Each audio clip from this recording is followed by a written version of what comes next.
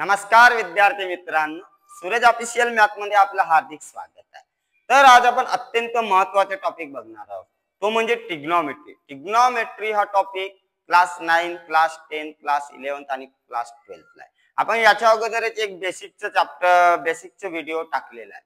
आता बघा, आज ट्रिग्नोमेट्रिक आयडेंटिटीज कशा आल्या, का आल्या, कशा पद्धतीने सॉल्व करतात ते बघू। तर ट्रिग्नोमेट्रिक आयडेंटिटीज 3 आहेत। sin square theta plus cos square theta equal to 1, 1 plus tan square theta equal to sec square theta, 1 plus cot square theta equal to cosec square theta। आता पहिली आयडेंटिटी काय आहे, sin square theta plus cos square theta equal to 1। आपल्याला ही identity proof करायला म्हणून आलेले होते। ह्या तिन्ही आयडेंटिटी मागच्या वर्षी 10वीच्या परीक्षेला प्रूफ करण्यासाठी आलेल्या होत्या। तर बघा काय करत आहो मी, इन राइट अँगल ट्रायंगल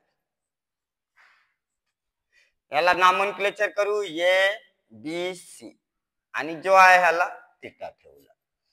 आता बघा, in right angle triangle A B C angle B 90 चा आणि सी अँगल हा थीटा ने दर्शवलेला। आपल्याला माहिती आहे साइन थीटाचा फॉर्म्युला।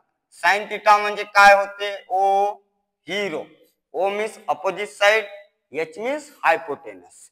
तर अपोजिट साइड काय आहे, थीटाच्या अपोजिट साइड ए बी आहे, तर काय मिळालं ए बी। हायपोटेनस काय आहे, ए सी, 90 डिग्रीच्या समोरची बाजू मीन्स हायपोटेनस असते।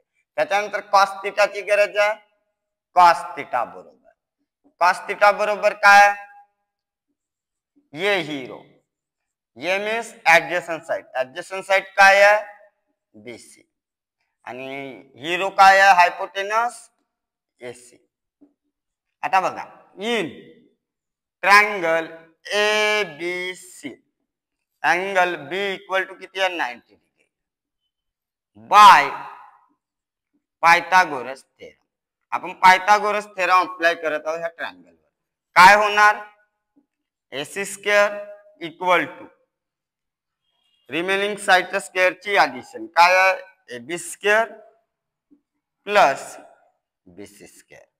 आपल्याला 1 पाहिजे आहे, तर 1 काय कसं येणार, जेव्हा आपण डिवाइड बाय एसी करू तेव्हाच येणार, divide by AC square on both side.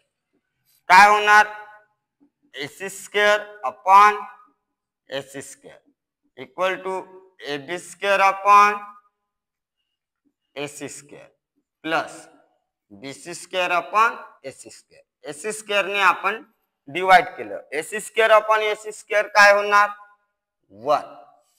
आता A B square upon AC square आहे, यालाच आपण असं लिहू शकतो ए बी अपॉन एसी चा whole square plus BC square upon AC square आहे, याला आपण असं लिहू शकतो बीसी अपॉन एसी चा होल स्क्वेअर।